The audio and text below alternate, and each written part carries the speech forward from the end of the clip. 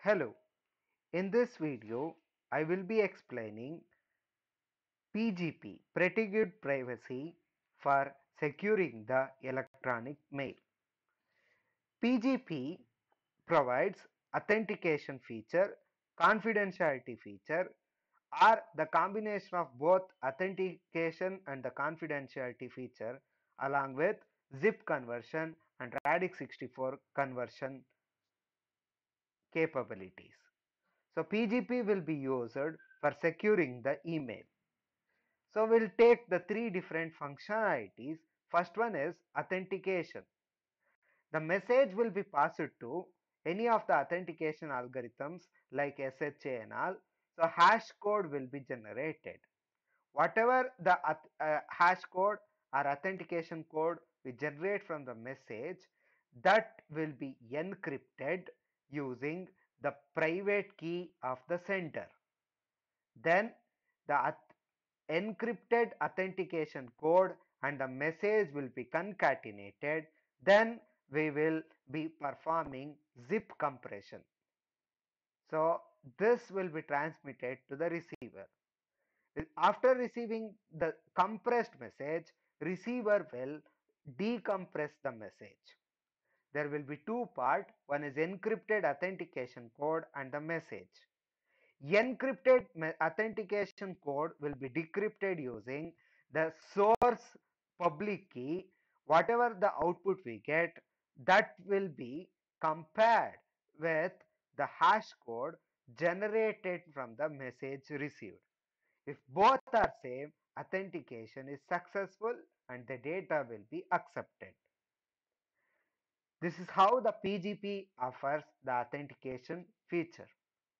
PGP will also offer only the confidentiality feature. Here, message will be first compressed using the zip, then it will be encrypted using a session key. The session key used for encryption will be again encrypted using receiver's public key. So now encrypted session key and the encrypted data will be concatenated and transmitted to the receiver. Receiver first decrypt the session key using receiver's private key. Then the session key will be used for decrypting the data and then it will be decompressed to get the message back. PGP can also be used for achieving both authentication as well as confidentiality. Here, first message will be sent to hashing algorithm. So to generate the authentication code, then it will be encrypted using the private key of the sender. Authentication code and the message will be concatenated. Then it will be zip compressed. After this, compressed text will be encrypted using the session key and that session key will be encrypted using the receiver's public key. So here the session key encrypted using the receiver public key and the encrypted data will be concatenated and transmitted to the receiver. Now receiver has to decrypt the key using the public key.